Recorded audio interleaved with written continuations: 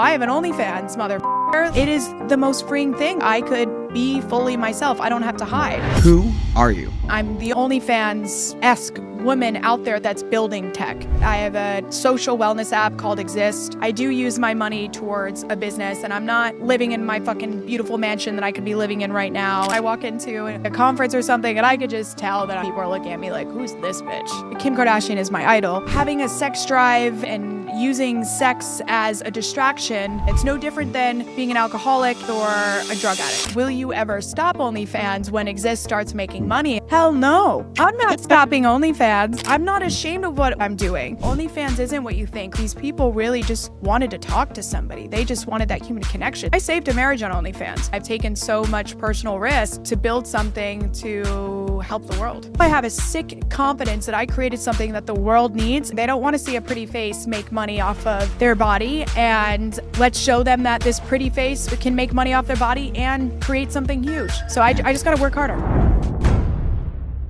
Who are you? I am Alicia Waldner, and I am a bold, crazy human being that literally believes anything in life is possible. And every single day I show up because the reason why I exist is to help people feel better about themselves. And that's why I'm here. So that's what I try to fight to do every day. And that's who I am at my core. Wow. How did you get to that definition of yourself? Well, it's interesting because I got asked this question, the same question from, she was probably 75 years old when she asked me this question. It was an older woman that I was becoming friends with, ironically, about 4 years ago. And she asked me, Alicia, like, who are you? And every time I answered with who I wasn't really answering the question. I was just answering with what I do. And I didn't realize I was doing this. I was defining myself through my career. And she was like, you keep saying what you do, but what you do isn't who you are. So do you even know who you are? So it really challenged me at that time to be like, who am I? Like, all I defined myself was I'm an entrepreneur. I do marketing. I'm this. I couldn't define myself. And so I really, at that time, really searched for that exact question, the answer to that question of like, who am I? And I really found that my purpose here in life is to do that. And that's what my magic skill is to make people feel better about who they are and to empower the world to just feel good, as crazy as that sounds. So. Yeah. Well, help me kind of walk us through, because you do OnlyFans, you're an entrepreneur, you have all these different things going on. So how does OnlyFans, entrepreneurship, how does that help people feel better about who they are? Yeah. So for so long, I started off this is great going into like my journey. I started off as starting a marketing agency when I was like 19, 20-ish years old. And which led me to a data company, which led me to a debt settlement company. I was doing all these things, to your point, that wasn't directly creating the impact that I am meant to do and that I love to do. And I read a book called The Big Leap as I was kind of having like a major shift in my life. And he talks about this thing where you need to find like your zone of genius. And what I realized was I was working in my zone of excellence, like the things that I'm just like good at, like, in marketing, photography, modeling, whatever it was. But what is my true zone of genius? And your zone of genius is where you show up every day doing something that doesn't feel like work, that comes naturally to you, that you could be doing every day, and it's just easy and fun. And for me, I wrote down like talking to people, communicating with people, helping people, talking about real shit, and making people feel good. And because usually people leave conversations with me feeling inspired, feeling better about who they are just on a daily basis. And so I realized like that's just my natural born gift, and that's what I love to do. And so when I was like 24, 25, I realized I just had to follow passion. And long story, but I basically got into mindful silent discos. I started a silent disco company. I have 300 headphones. They're actually like right there right now. And I started doing mindful silent discos to create this impact. And one thing led to another. That led me to building the mental health app that I have today, the social wellness app called Exist. So that's kind of been something. And of course, you have to like always take care of yourself in order to take care of other people. And kind of to answer your first question again, like who am I? I should probably put this in there too. Like I'm a woman that loves to be bold and sexy as well. Like the most empowered I've ever felt in my life was when I had the body of my dreams. I felt so confident, and then I lost that for so long, and I'm slowly getting back there. But me for myself, and like I loved showing up and having that feminine energy. And when I got into entrepreneurship, I was shoved down that I can't be bold. So personally, to help myself, I was like, you know what? I am going to do the boldest thing I could do and open up an OnlyFans, never thinking I would actually make money from it. It was really just to prove a point. And now here we are years later. So Yeah, so walk us through that piece. So you're a pretty successful entrepreneur from everything that I read. Like even creating a seven-figure marketing agency, like doing all of these different things that were businesses that you had built. So it wasn't like you were like trying to figure out what you wanted to do for money and like, oh, OnlyFans is like a nice thing. It was like you were already established as a successful businesswoman, and then you chose OnlyFans. So walk us through like that process. Like was the decision that led to that?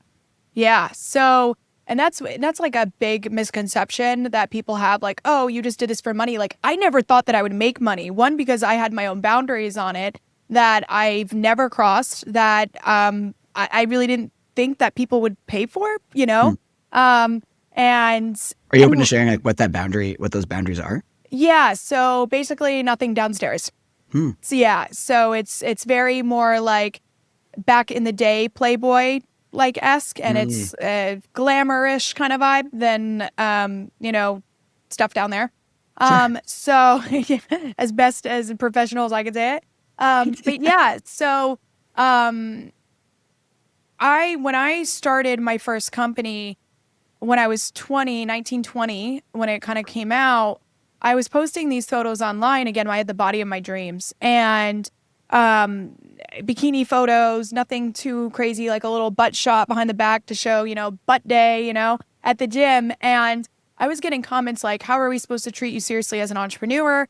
I had a Hmm. co-founder at the time for my marketing agency, and like he would be upset with me. And it was like, why does this define the work that we do? Like, I'm a person, to your Hmm. question, I'm a person outside of my work. And this is something I enjoy to do off the job, and I didn't start entrepreneurship so I could follow the laws or whatever of corporate America, like I'm doing my own thing, and that's the beauty of it. I can be myself.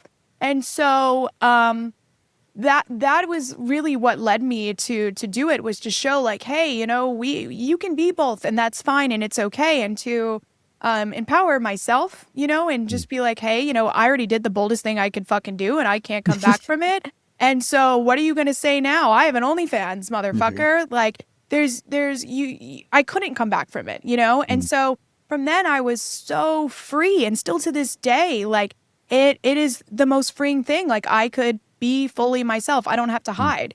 Yeah. So it was an extreme decision. But it was for that reason, to honestly prove a point. Yeah. Did you like consult any of your like co-founders or other people beforehand, or did you just like open it up and like it was a surprise to them? Like what was that process like? Great question. So me and my co-founder went through a divorce already. I called it a divorce, and I Okay. took over the company entirely. So I was pretty much free range, free to go, and able to do whatever I wanted. So I didn't really have to consult.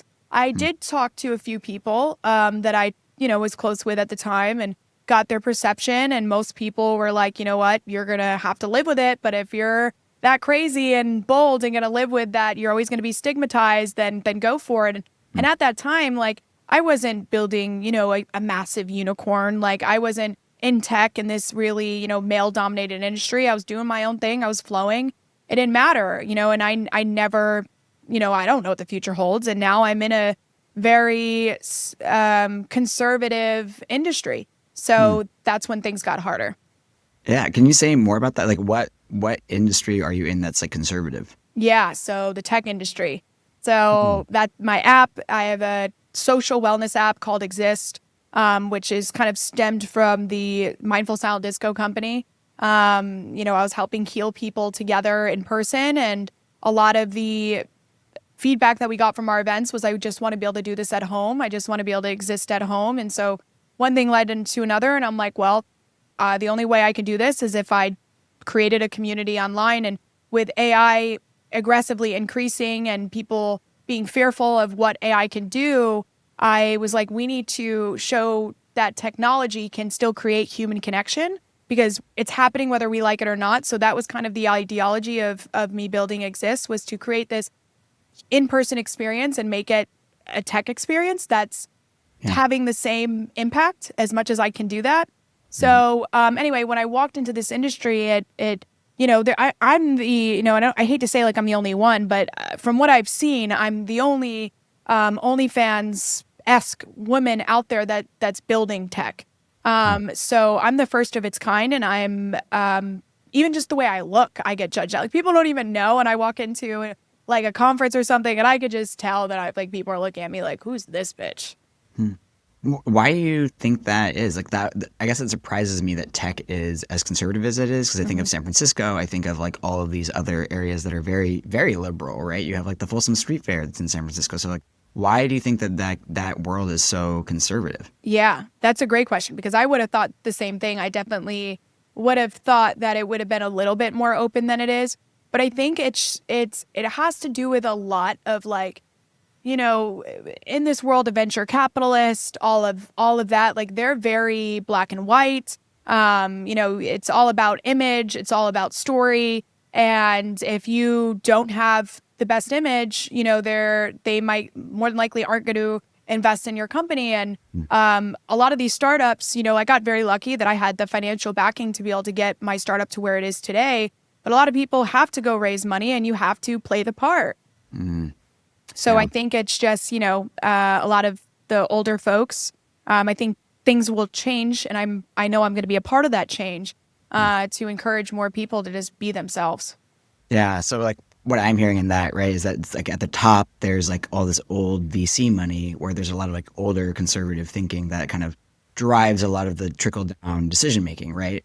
But what's funny though, right, is like to your point, like you're an OnlyFans creator. There's this aspect. Obviously, there's investors into OnlyFans, right? And then there's also if they were to take on like a Kim Kardashian or a Paris Hilton, like, and they were having their own tech company that was like doing something, it probably wouldn't have the same amount of resistance, I would imagine. No, and it's crazy because Kim Kardashian is my idol, but what she's put out there is way worse than any content than I've ever put out there. Whether she meant to do it or not meant, she didn't mean to do it. Like, Mm-hmm. she has something that's far beyond anything I've ever done, but it's just status at the end of the day, right? And so I know that I'm like this little nobody that has started these businesses and has an OnlyFans and this little girl named Alicia Waldner, whatever, and that nobody knows, But I'm gonna keep pushing the story, and hopefully they'll look at me one day like they would see Kim Kardashian approaching them.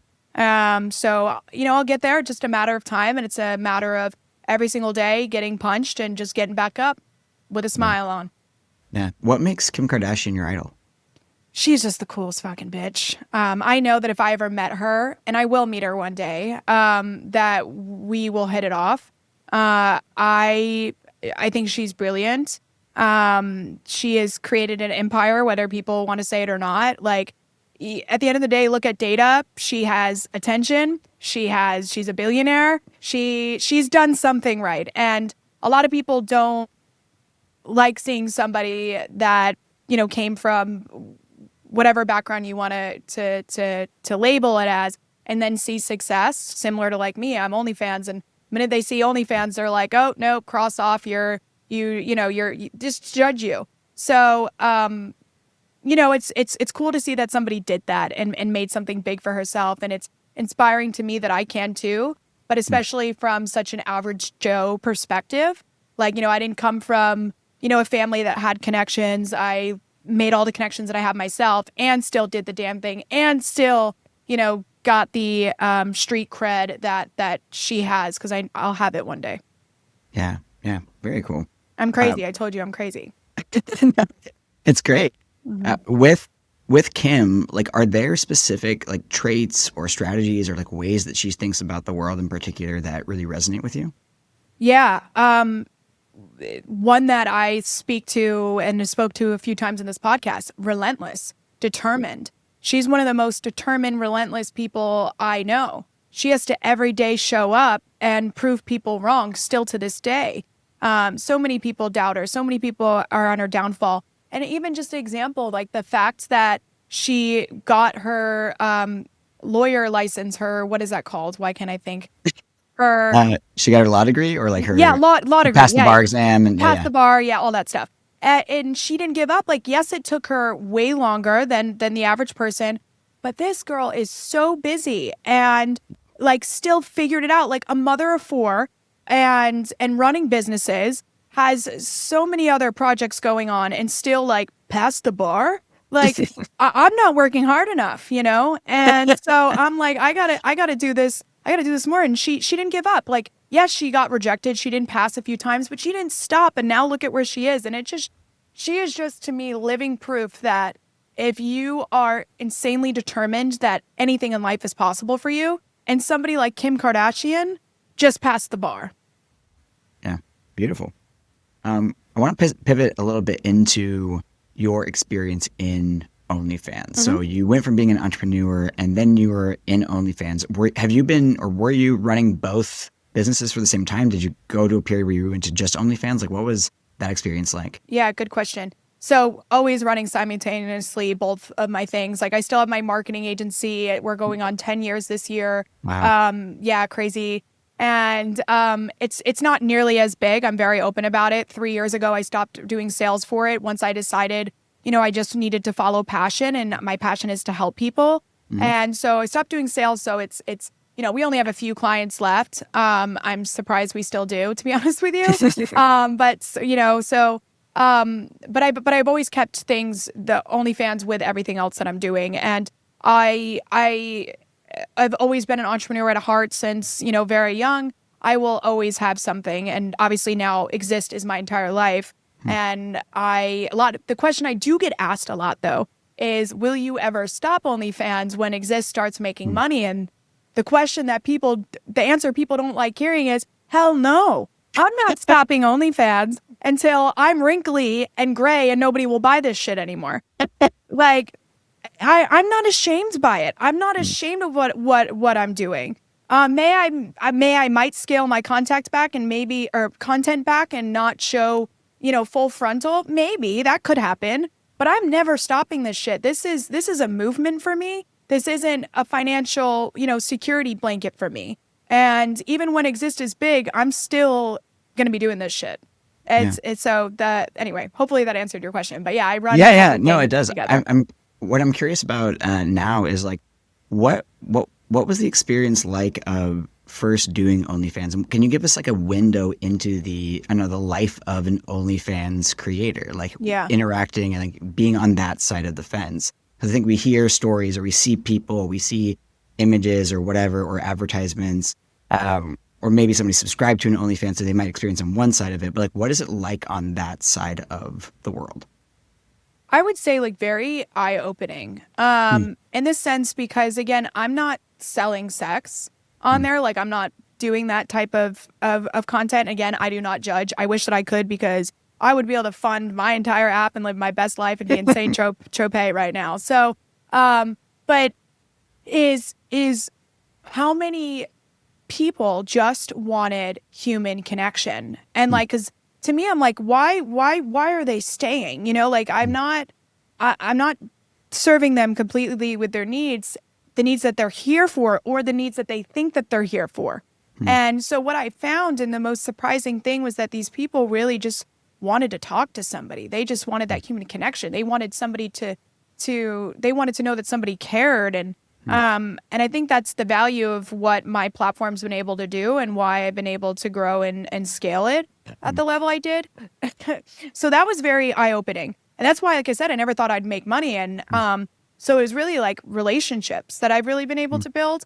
But at the beginning stage, if I can go back to that moment, I remember obviously I was nervous at first, and just not knowing. And obviously I was scared. I was putting my brand on the line. Hmm. I was always this business person this whole time. And, um, you know, just had a really good name in Tampa and where I started my companies. So I was definitely had nerves.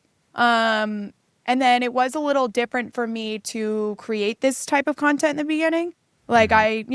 I've always taken sexy content, but it was a different approach to it, and Sure. now it was like turning into a business, and yeah, so it was just there was some inner workings of just making myself so vulnerable in this space that I had to work through. But the minute it didn't take long, and I think a lot of that had to do with what I saw, and I'm like, oh my God, I could stay within my boundaries Mm.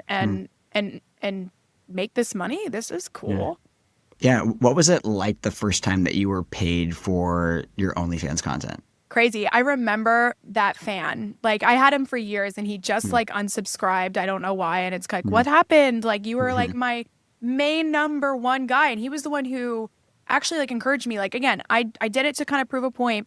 And then this guy person's messaging me, paying me well, Mhm. and just being so sweet. And I got to know him a little bit. And me meeting him really like helped me evolve with like, wow, OnlyFans isn't what you think. Like this guy isn't saying like, I want to see you get double penetrated, I want to this. It was like not even sex talk. It was Mm. like, I think you're so awesome, you're so inspirational, I've been following you for years, you Mm. could really make a killing on this thing. You don't even have to. He was the one who even told me you don't even have to do much, like. And so like he kind of guided me, and Mm. it was really really cool. And so Interesting. when I had that was my first fan, and I was like, oh my God, I made $1,000 in my first week, and I think I want to say like 500 or 600 of that was him. Mm. And I was like, wow, like didn't expect that. Mhm. I thought someone was gonna be like, I want to see you get fucked and fucking blah blah blah blah, and like that didn't happen. I mean, it does happen, but it didn't Yeah. happen for a while. Like I was Yeah. shocked. These people were so respectful. Yeah. Why do you think that is? Is that do you feel like is that unique to your experience, or is that something that a lot of women are surprised by on the OnlyFans side, or like where does that fall? It definitely, now that I've grown it, and now that I'm like been bigger on the platform, it happens way more where people are just like, I want to see that pussy, blah blah blah blah. Mm. So it definitely shifted where it's like, okay, this is starting to get like that. But I think that for me, because I was like this like businesswoman that barely showed my, chest, Hmm. even like in photos. And I was so conservative that these people were following me and Mm. were always like interested in more. And so they're like, whoa, the good girls going Hmm. bad, or like, you know what I mean? So I think that was the reason for me. I could speak to. And it's still like I still find those people that find me, and they find me because they love my story and the fact that I do use my money towards a business, and I'm not, living in my fucking beautiful mansion that I could be living in right now, and that I've taken so much personal risk to build something to help the world. Yeah. One of are you familiar with Brett Cooper? Do you know who that is? I live underneath a rock. So no. So she's considered. Some people call her like the female Ben Shapiro or the woman Ben Shapiro because she literally looks like Ben Shapiro. She's also very conservative and was on the Daily Wire and like Okay. on the same thing. So she recently said that if it's up to her, she would just like completely stop OnlyFans, and like she thinks it's like harmful to men and can do all of these different is leading to a lot of divorce or problems in marriages. What's like your take on a statement like that? Yeah. So, with everything, there's bad in everything, right? Mm. And OnlyFans is an escape. It's an escape for people that are missing something in their life, and it's an outlet. Being having a sex drive and using sex as a distraction is a distraction. It's no different Mm. than being an alcoholic and or a drug addict, right? At the end of the day, Mm. if you're using it for an emotional escape.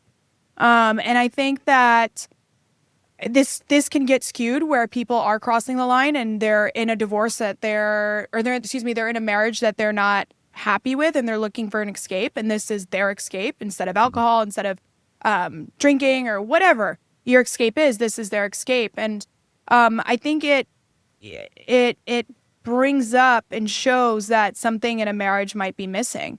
If you're happy in your marriage, you wouldn't be going to this. Now, am I saying that's right or wrong? No. But that's why, like, I really try to get to know them and be like, why are you here? Like, what brings you here? What's your story? And obviously sometimes like you don't get the truth. But I saved a marriage on OnlyFans.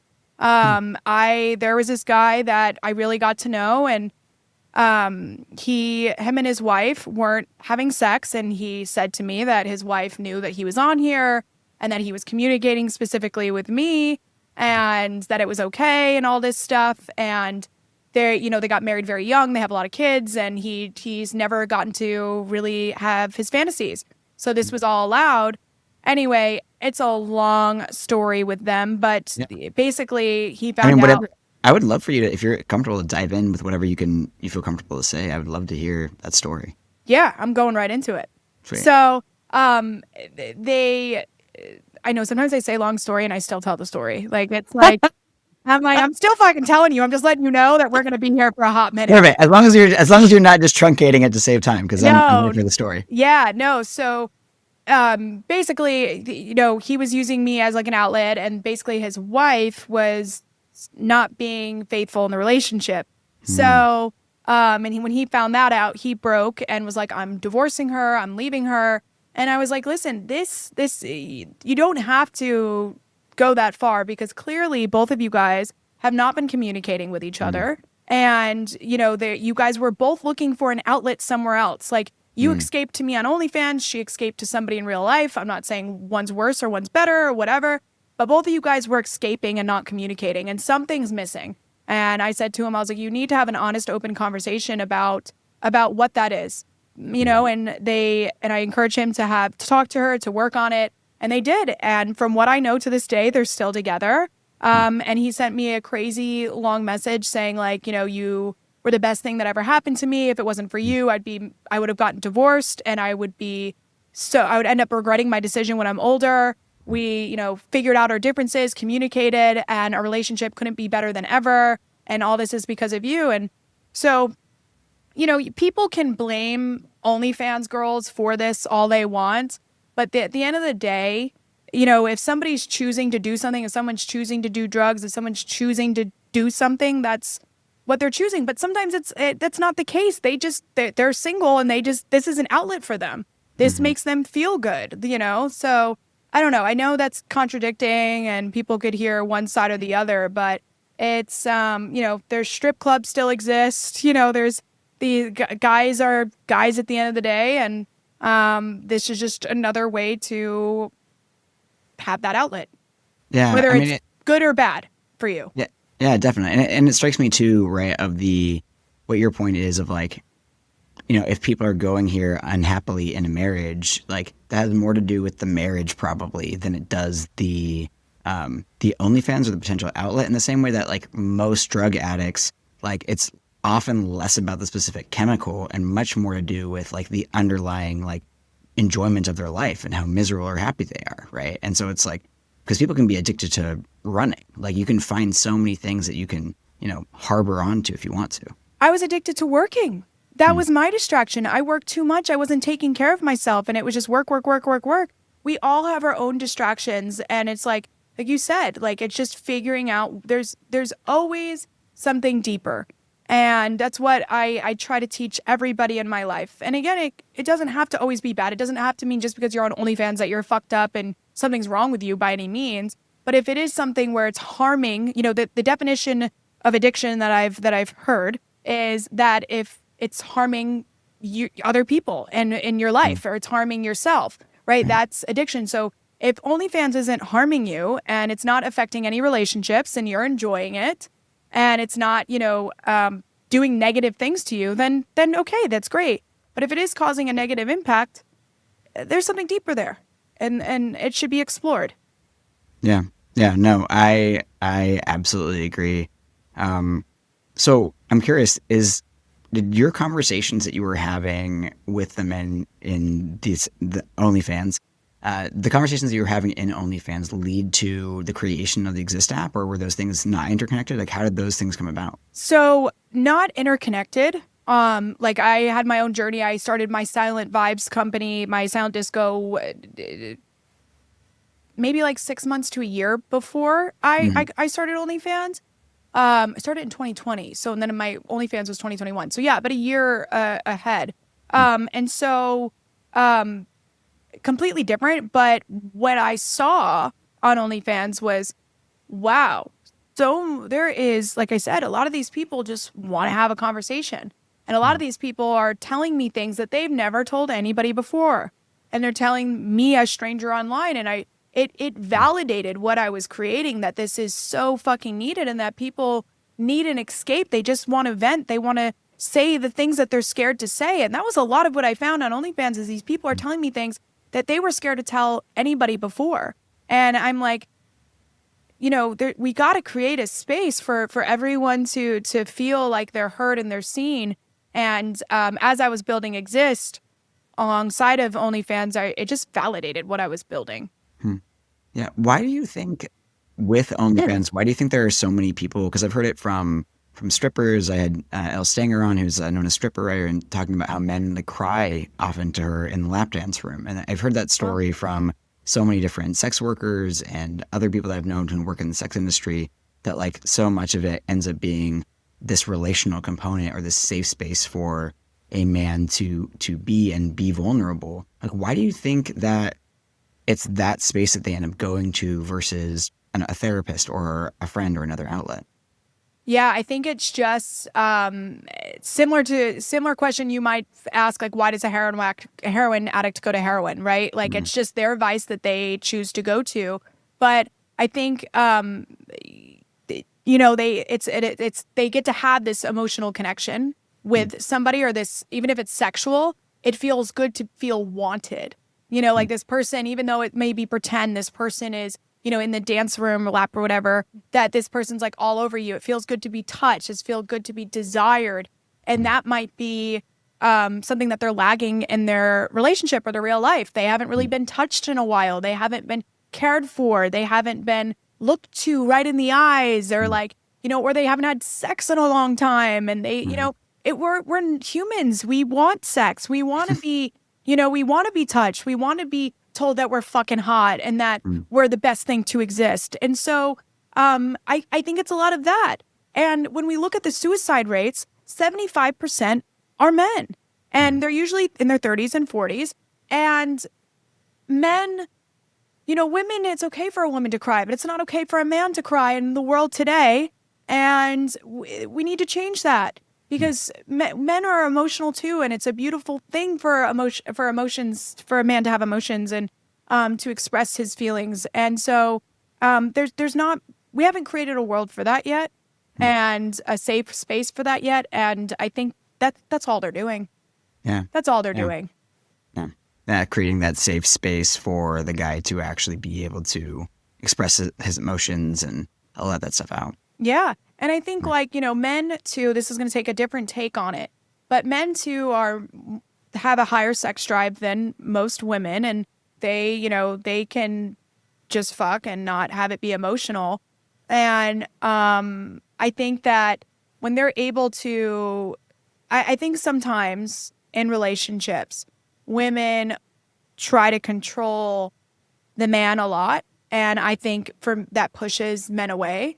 And I'm not saying this is the case for everything, but it also pushes men to want to be secretive and to want to go online and have this other world. For example, like if all your men, all his friends are going to the strip club, and you're like, you can't go to the strip club, you don't go there, you don't go there.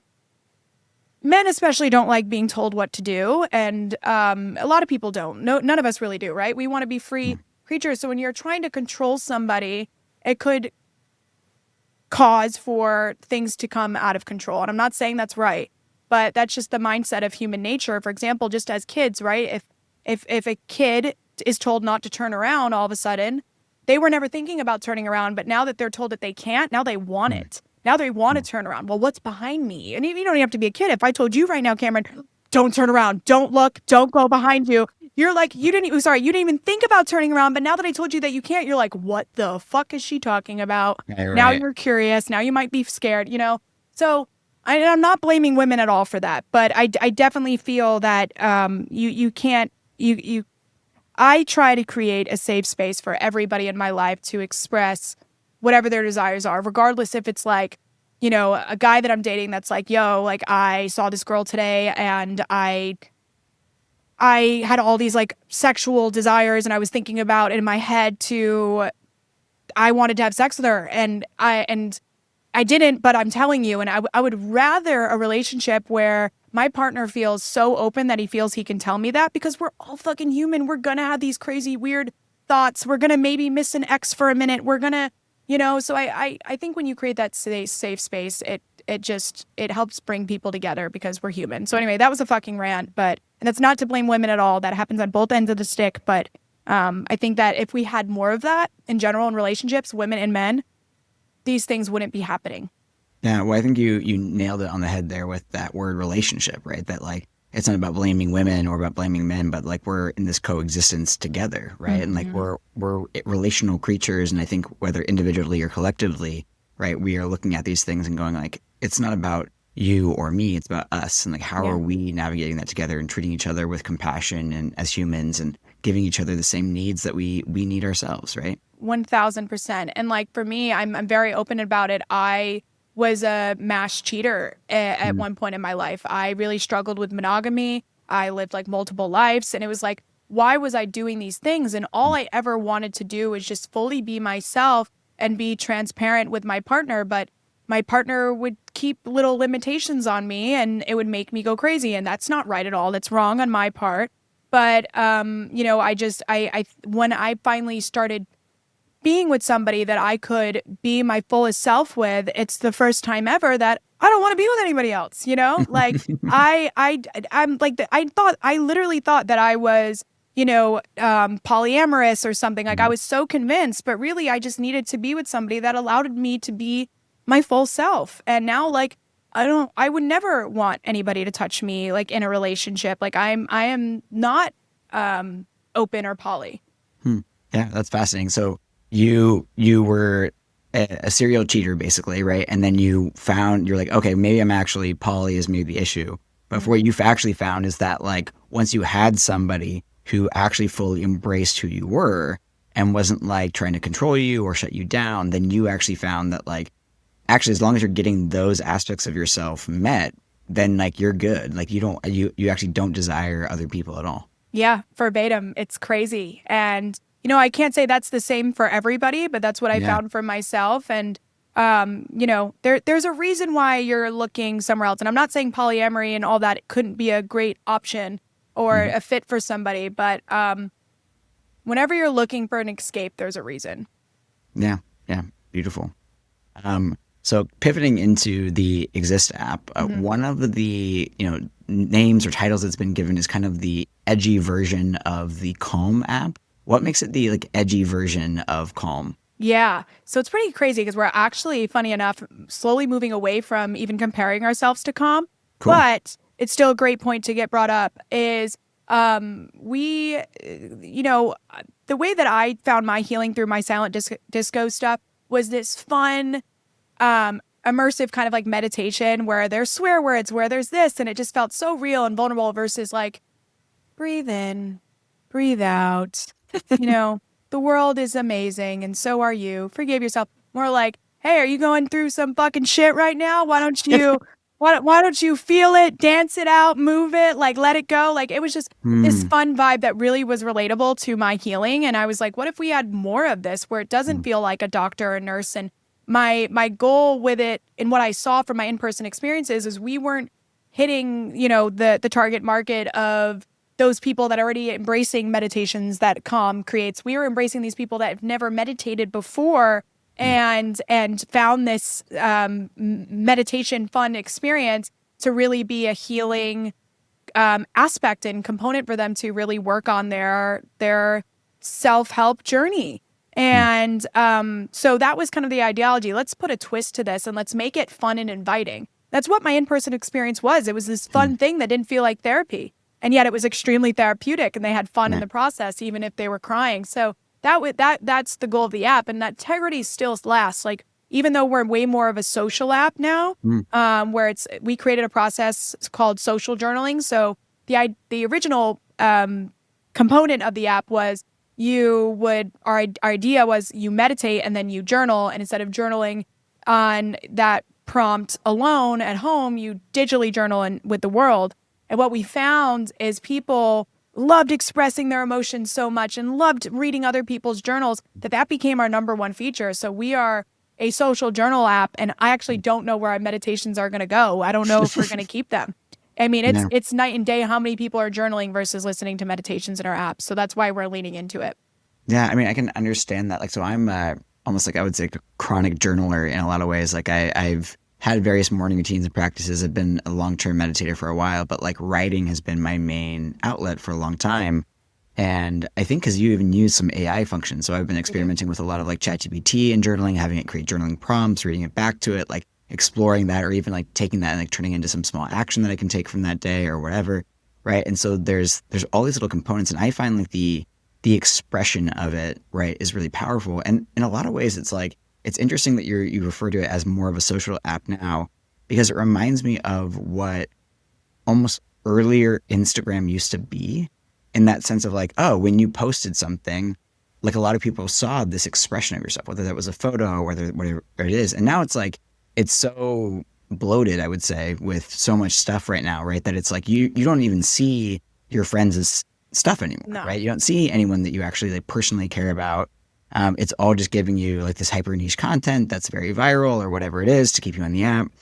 But you're not seeing this more like personal heart to heart content. So it sounds like with Exist, you're getting these personal pieces of content through, I'm guessing, writing, or is there like videos and photos? And then you're also sharing that and then having that more one to one or one to group like interaction and communication. Yeah. So that was said beautifully. Yeah. And it's essentially, yeah, I mean, it's journaling, but group therapy at the same time. Mm. And it's amazing what it does for people. And we do use AI in our app, and for safety, number one. If anybody could be at harm with themselves Mm. or harm to the community. So that's how we stop trolling or mitigate, Mm. the weird shit we see on social media that brings people down. Yeah. But also we use it as question-based therapy. So it's Mm. a process that we actually would do in our in-person experience that worked really well. Mm. So when someone writes something, our AI will help them think deeper about what they just wrote and prompt Great. them more questions. So it's not like a chat bot where you're actually having conversations. You're talking with yourself, but we're just helping you think deeper about what you're actually talking about. Right. So it's a really cool process, but yeah, it's a beautiful experience. People are saying things they've never said out loud before. Mm. They're saying it in our app, and we do this in a text journal function as well as a video journal function. So Mm. you could choose which one you want to do. What we find is most people start off, and what's even cool is you could be anonymous with your text journals. So each journal Mm. that you create, you could choose whether you want this to be anonymous or not. Not Mm. like you're 100% anonymous or you're 100% I like non-anonymous. that. Yeah, because there's sometimes like I write stuff and I'm like, I'm Mhm. not, I'm very open, but this one I want to keep close to the vest. So, but it feels Right. good just to put it out. So then I just choose anonymous. And then you could show your face. What we find is most people start off anonymous, then they switch over and they start saying their name, then they start meeting the other people in our app. And then all of a sudden a video comes out. Mm. So then they start video journaling randomly here and there. So it's really Yeah. beautiful. And that's the goal of Exist, is for people to put even just it doesn't have to be a face to a name, but just turn that switch from anonymous to non-anonymous. That's our goal, because I think for me, when I started speaking openly about who I am, started being myself, it was, oh my God, it's the most freeing thing. And if we had more of that, I think the world would be happier. Yeah. Yeah. No, I agree.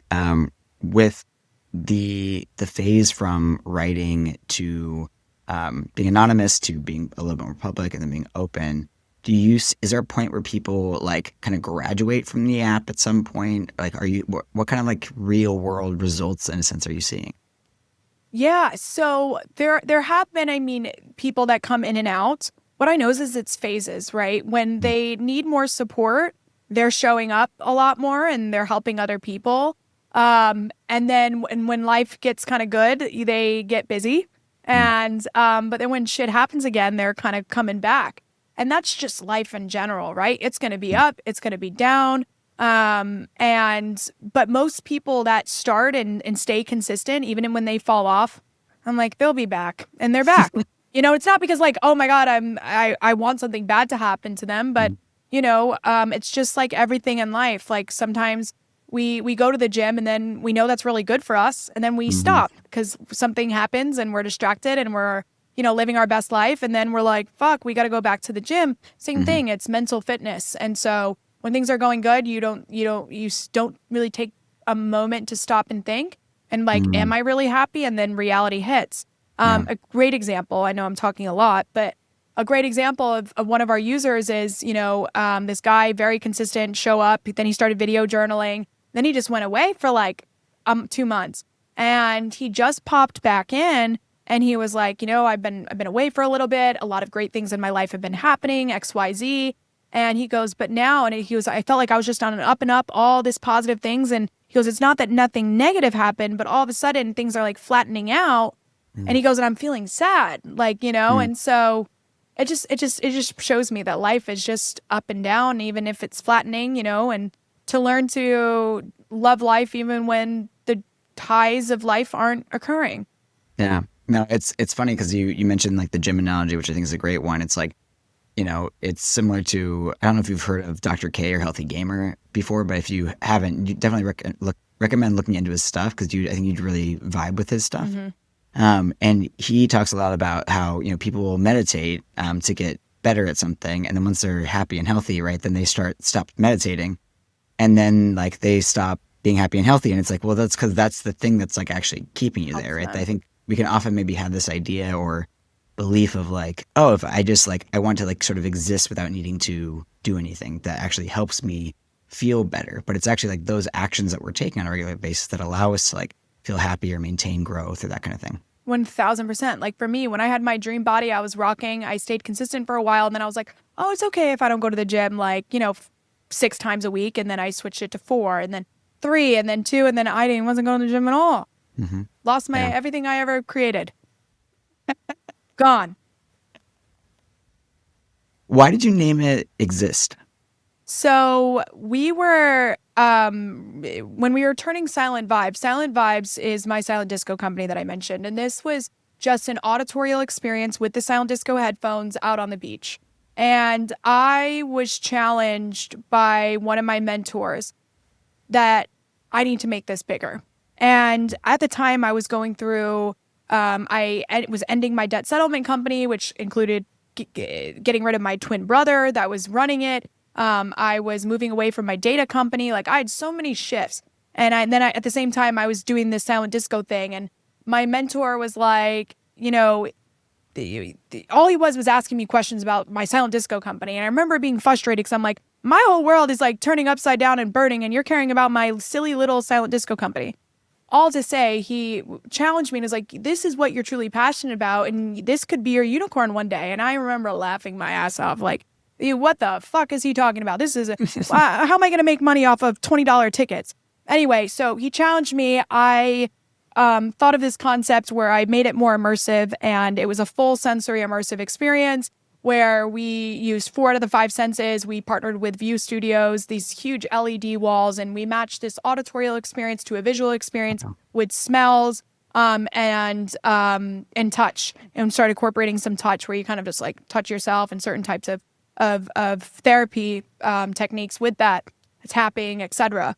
But anyway, so when we made it bigger, we're like, this isn't Silent Vibes anymore. Like, this is something different. And I wanted a one word that could hit home, that would, people would remember. And I remember just like toying with a bunch of names, and ChatGPT wasn't a thing.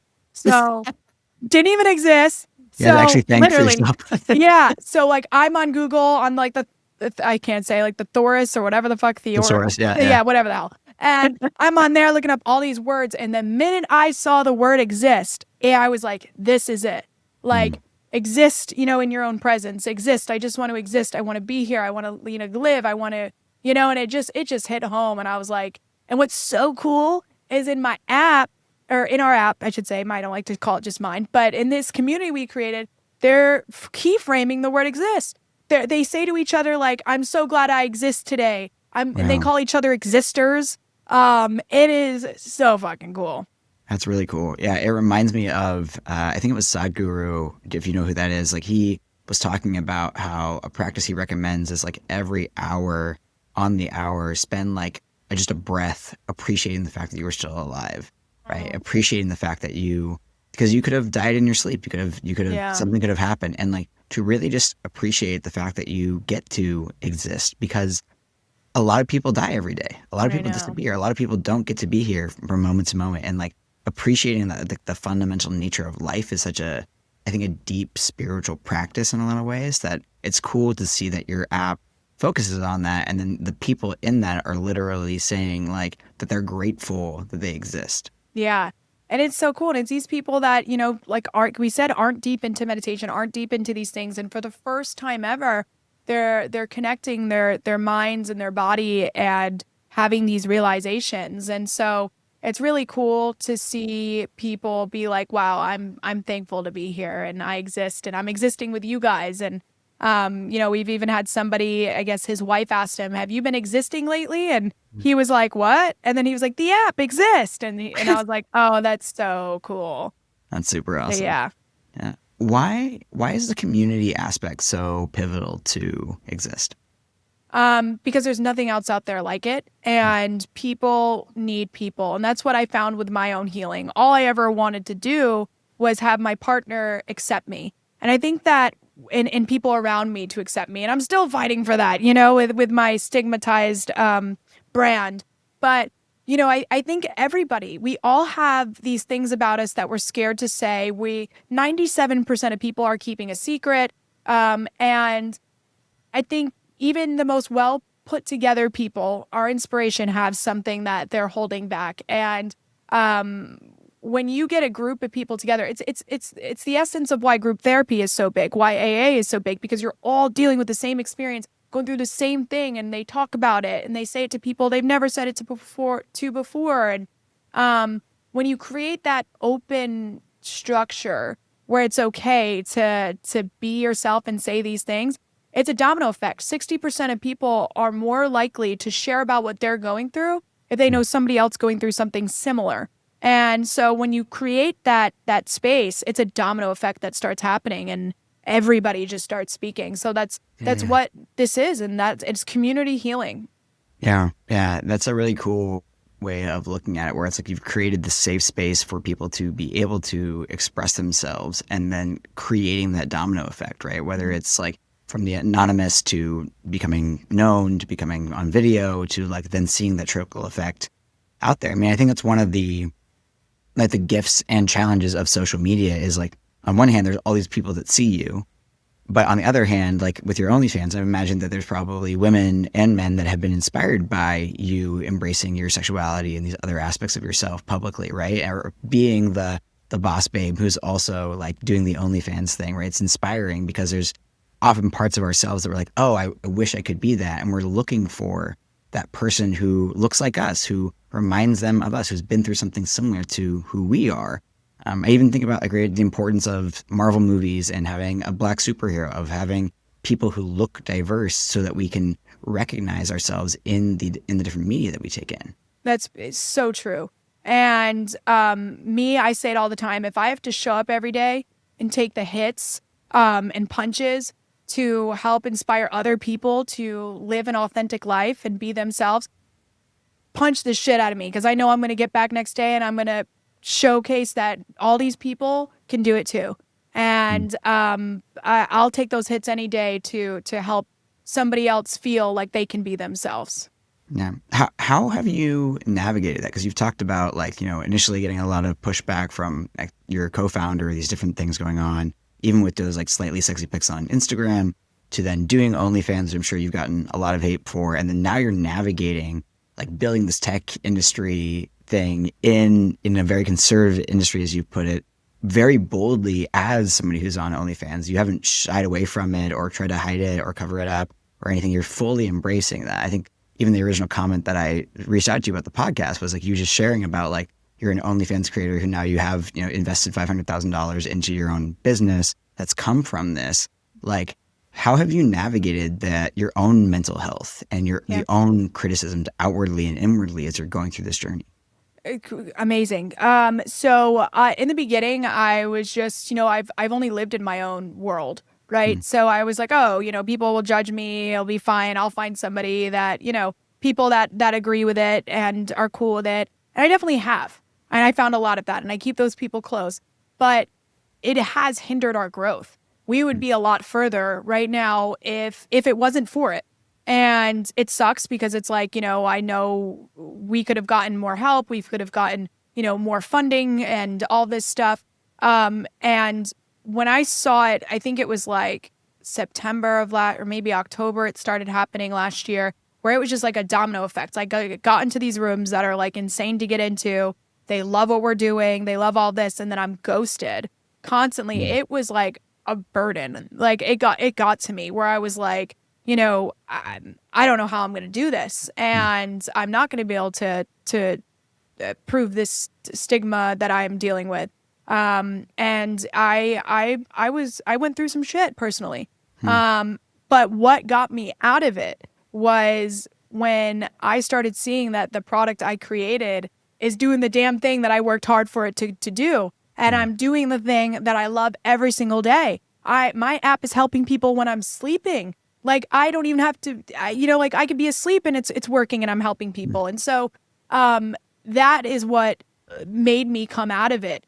I'd say like 2 months ago when I really started seeing this domino effect, and especially the last like month has been wow. amazing. Now every time I go into my app, there's a new journal and people are using it and connecting. They're planning meetups. The Yeah. users sending a user a gift for helping them. It's like this shit you can't Wow. make up. And it's like that. Now I have a sick confidence that I created something that the world needs, and now I just need to aggressively get it out there to help more people. And because of that, I've learned to truly not give a shit. And it goes back to what I just said of if I have to take the hits every day because I'm being crazy and being my full authentic self, and I'm not scared to do that, and it's helping more people, let's fucking keep running it up. Yeah. What was like the toughest hit that you took so far along this journey? There was a few of them. Let me think.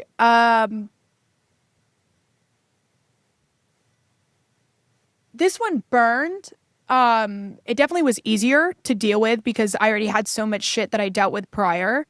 But I would say there was this really high networked group in LA here that I got connected with, and pretty much any famous person that you want to get in touch with through this group you can. And I've been in front of a lot of some of these cool individuals and been in these really cool rooms. And there's a particular individual that really took a liking in what I was doing and really putting me out there, the reason why I was even going to these events, all this stuff. And it's an interesting dynamic of how I've gotten to know this person. But for a while, I didn't know how to handle this. Like, how do I do I have to tell people like themselves that I have an OF? Like, Mm, it shouldn't even affect what I'm doing. They love my product. They love what I'm doing. And I struggled with this for a while. Like when we were talking to VCs, like it to me, it shouldn't matter. And how do I even bring it up? Like, that's just weird. Like, oh, by the way, I do this thing on OnlyFans and I show my tits. Like, it's just weird. And I didn't know how to embrace it sure. and show it. Like, if they look me up, it's there, you can find it. But I didn't, in meetings, I didn't know how to do that. So for a while, I wouldn't really shove it down people's throats that I'm working with and figure that, okay, they've definitely already done their homework and saw it and didn't care. But it hurt with this one individual because when she found out, it was rough and, felt blindsided. And I never mean to not blindside somebody like that. So that hurt. And Mm, it just got to the point where now I just say it pretty much right away. Like, even if it's weird, it's like, this is my brand. I tell it in part of my story of who mm, I am. But yeah, that one was a low blow for sure. It was like, fuck, you know, and I'm still loud in this group, but it just sucks that this person no longer wants to be identified because Mm. of this, even though they for months on end were obsessed with what I was building. Now, what do you make of that? Like, how do you? I was like, what's your understanding of just being sort of completely cut off because of your OnlyFans content? It just shows that I need to work harder. Mm. I need to work harder to keep showing up and prove to these people wrong. You know, at the end of the day, I don't blame some of these people because, you know, it's a stigmatized thing and I would be um, oblivious or, you know, I don't know the Mm. right word off the top of my head right now, but to not naive, to not believe that this wouldn't be an issue for some people. Mm. But I just got to keep showing people wrong. They don't want to see a pretty face make money off of their body. And let's show them that this pretty face with can make money off their body and create something huge. So Yeah. I just got to work harder. Yeah. Very cool. Yeah, you come at it like a pro athlete. I feel like, right, where it's like, oh, we lost game one. We just gotta get better and like come back at it the next day and go hard. Yeah. Yep. It took a while to get this mindset, but after, you know, getting hit so many times and being on the floor, like crying in my bed, my bathroom floor about shit, I'm like, Mm. I can either choose to live my life feeling bad for myself, feeling like, you know, I'm not accepted. Let me just put some lipstick on. Yeah, you're good. I'm like, oh, my lips are starting to get chapped. I'm talking. But yeah, I could either live my life, you know, feeling bad for myself because I started feeling bad for myself, like no one's gonna accept me and no one's gonna do this. Mm. That's not the mindset I've ever had in my life. Or I just show up and you know push the needle even more and you know just like you said with the Kim Kardashian, Paris Hilton. Once you reach a certain status, you know, then you're turning heads. And I know for Mm. a fact this person's gonna be like, damn, I wish I stuck it out with you. Mm. I know it. Yeah. Like, you know, so it's just like, you know what? Let's just keep going. And not that I want anybody to feel bad or feel like Yeah. they fucked up, but I'm growing this thing to the moon with or without you. Yeah. Well, and it sounds like what has really turned it around energetically, even for you, and what you're starting to see is like the actual results, right? It's one thing to have a theory or a process or be in that thing, but like seeing the actual groundwork that you've laid start to produce the fruit of these people actually coming out of their shell, of finding connection, of, you know, I think one of the most beautiful things that you said was like meeting up in person. Like, I'm really, really big. And I just heard Gary Vee talk about this, that like, I think a lot of the money that's available really out there right now is like creating awesome in-person experiences that help create community, because basically our phones have become so entertaining. There's no reason to leave our house or go do anything unless like there's a really compelling reason to. And we used to be like, oh, let's go to the mall, let's go to the movie theater, but it's like we have basically the equivalent of both of those things in our phone, or, you know, with Netflix or whatever it is. So like being able to create things that like actually bring people out, if people are taking those steps, it's such a positive sign of what you're creating. Exactly. And my goal too is to go back to our in-person experiences because they are the best day of my life when we do them. Like watching people in person transform like is insane. And like you would think some of these people took mushrooms or anything like that, but like this is a fully sober experience and I can't wait to go back into to doing those Mm. again because it's powerful. So there, you know, people are doing their own meetups, talking online. Some play like two people are playing chess together. They're chess players. They do that online, and I don't know if they're going to meet up, but cool stuff like that. So I'm like, I just can't wait for this to keep getting bigger. Yeah. I was reading also that originally you were targeting Gen Z, and then you eventually found it's like roughly like 40-year-olds instead were like really the target market. Why do you think that is? Yeah. So I would have put a lot of money. I mean, I did put a lot of money into it, but I would have bet that this was Gen Z and millennials. And that's because, you know, we speak about, I'm a millennial, and especially Gen Z, oh, mental health, like all this stuff that, you know, our parents didn't really discuss, you know, hide it underneath the rug. So I just thought naturally these people would be more open to a space like this, as well as they're the ones that grew up with social media, right? These two generations. So they're used to connecting and talking, and there's not really an app for, you know, these cool type meditations that are more geared towards this vibe and realness. And so I just thought that's who it was going to be. And obviously, as we come to find, it was more 30s and 40s that aggressively were showing up on the app every day, and late 30s. and some 50-year-olds too. And what I saw is that, and what I believe is, by the time you hit 30s and you're in your 40s, life starts to get real. And the things that you think you care about, likes, going viral, all this stuff, isn't really what you care about and what life's about. And at that time too, you may have kids, and now they're dependent on you. And now, for the first time in your life, your parents are getting old, and now they're depending on you. And you aren't really being asked if you're okay. Everyone's expecting you to have all the answers, and there is not really an outlet for those people. They are constantly taking care of other people, or they're figuring out themselves in real life, because they're 35 and they're like, what have I been doing all this time? So yeah, I think that it just makes sense, and it's an underserved market. Yeah, that makes sense. Like you're finding all of the people who are essentially taking care of all the other people, right? It's like the people who are both taking care of their family and taking care of their elders, right? At the same time, they're kind of at that juncture point of where everybody's relying on them. They're probably peak of their resources as well, like when they're making the most money in their life. Like there's all of these different little crossover points that happen in that time.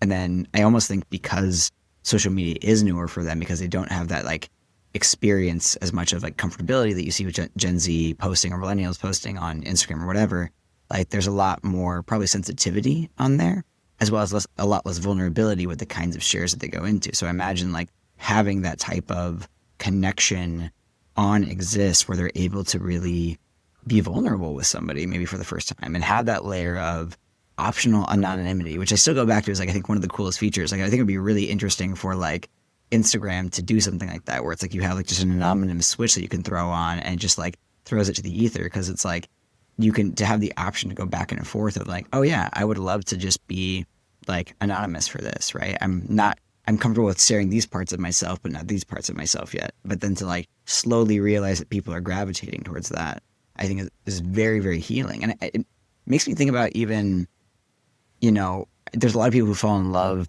online who've never seen each other in person, right? And there's something about the written word and speaking that reveals a kind of our own, more of our inner depth. I almost feel like the stuff beyond the physical beauty and touch. Not that those things aren't really important, because obviously pheromones, all of these things are really important to like an actual like connection.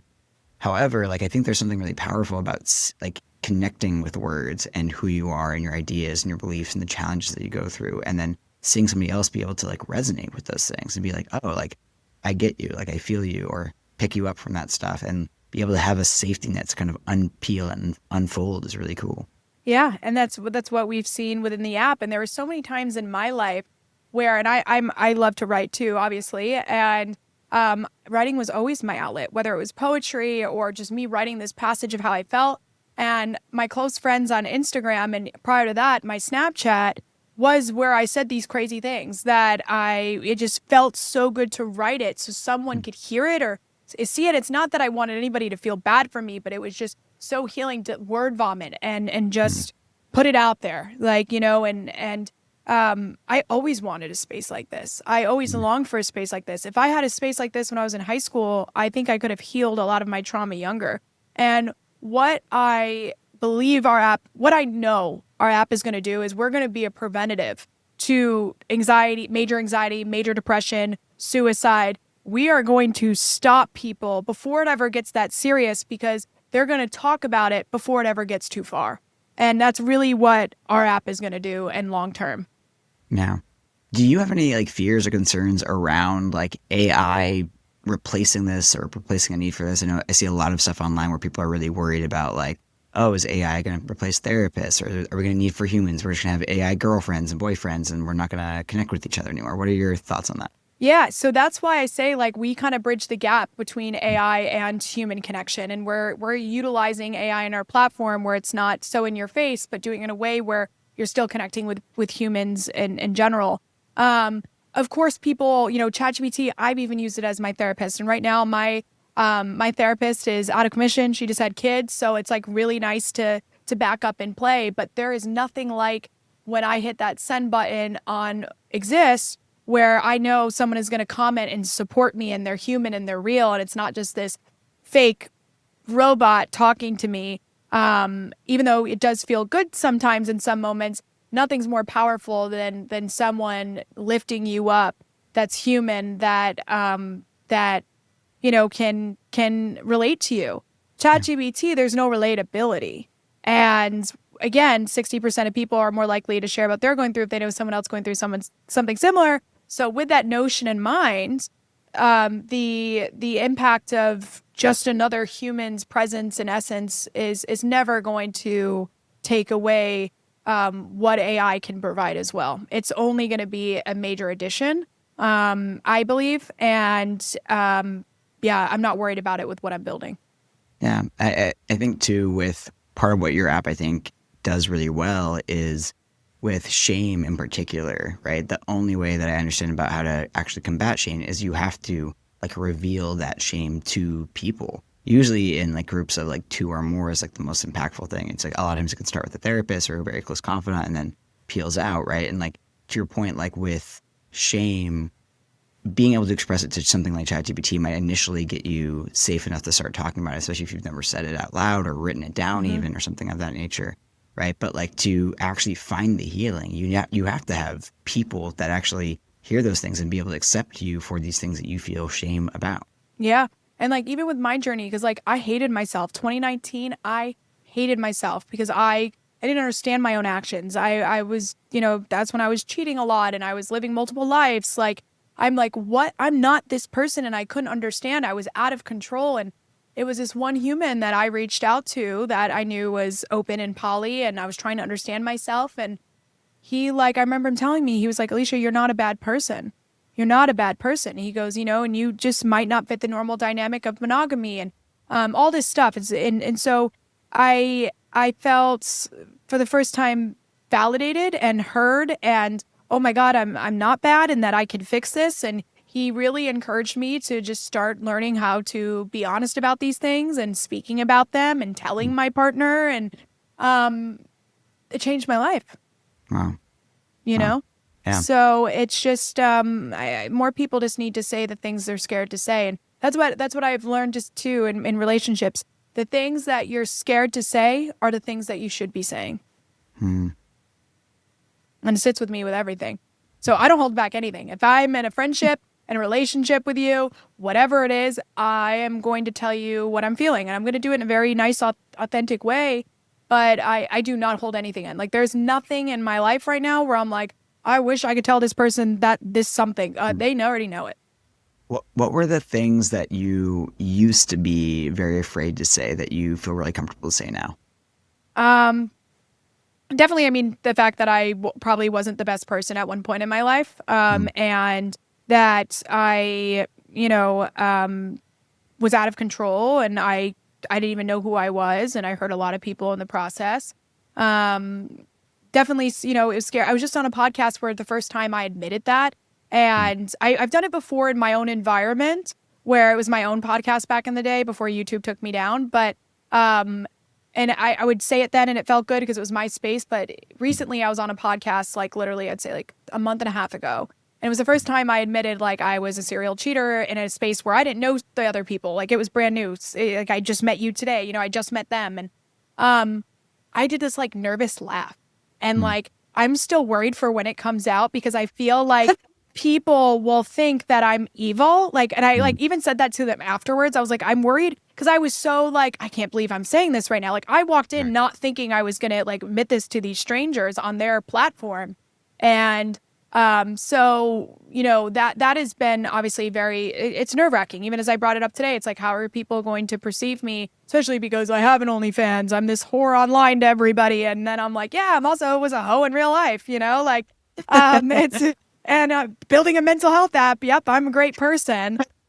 So it's like, but it's very healing just to just speak about it. But Mm. really, that's honestly it. Aside from, for a while, I was scared to be like, yeah, I'm an OnlyFans girl. But as you see, like, I've just the last 2 months, I've truly like been everything I've wanted to be. And now I'm Mm. not holding it back. And this is who I am. And I'm going to do this whether you're here with me or not. And like you Mm. said, anyway, so that's to answer your question. I could go on a rant tangent, but Oh, yeah. it's great. You're the guest. You're allowed to talk about whatever as much as you want. That's Yeah. the whole point of the podcast. But Yeah. um, One of the things that some people have kind of accused you of is with Exist that maybe this is just a funnel to your OnlyFans. Essentially, this is just kind of a bridge and a way for for you to make money off of lonely men who are like, not doing so well mentally health wise. Like, what is your take or response to that? Yeah. So it's, you never know what the media or people are going to, how they're going to take things, what they're going to see. And it's so fascinating because it's like, where do you come up with this stuff? Like, how do Mm, you come up with this stuff? But yeah, so like I get a lot of the times comments where people are like, oh, well, oh, wow, you're just trying to get more subscriptions. Oh, she's trying to find more subs. And absolutely not. This is something I've been building for years, and this is something that I'm serious about. And I'm very thankful that my OnlyFans has been able to get this off the ground and be able to create this impact, and that I was able to do something good with my money. So to me, in the beginning, it was just like, for real, like, and then when it kind of domino effect. And also, like you said, like a lot of people are like, oh, well, she's double dipping in the loneliness issue. She's profiting off of OnlyFans, and then she created an app for lonely people. Well, my app is free. It's 100% free. And I'm very proud to say that. Obviously we have monetization strategies down the road. But I am trying to help as many people as possible, and that's my number one goal. And this in both ways, I am helping people, like people have a need. We all have a sexual need. I'm helping that sexual need. And, I run my account very differently than most women. I'm not saying that they're doing it right or wrong, but, I'm really creating that emotional connection that they need. I've been told that someone was suicidal. I think two people now suicidal on OnlyFans. And I was one of the reasons why they didn't commit, because the human connection that they had with me. And, so it's very different. And then with my platform, all these people are connecting and helping each other. That's a beautiful fucking thing. hmm. Yeah, yeah. One, it's like you said, it's access to OnlyFans. It's your fans who want to connect with you in one way, shape, or form. And the other one is like really about this community that they're building. Like you've created a space for them, but like they're really building off of that.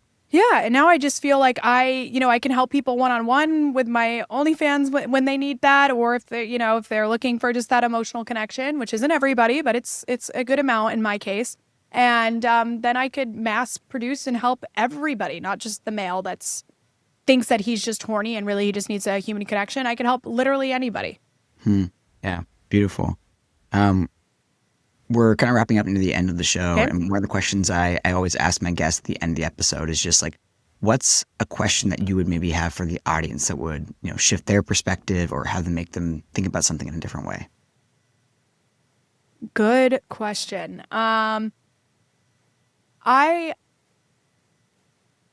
I love the question, who are you? And I would definitely want to say, let's bring that right back to them. But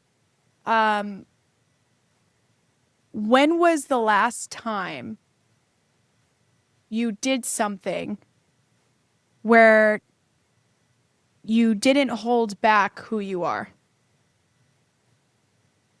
Because I have a feeling a lot of people might struggle answering that. You did something so bold and so yourself, where you didn't even think about what are others going to think of you. When was the last time you just did something because that's what you wanted to do and you weren't scared to do it? Yeah. That's my question. Beautiful.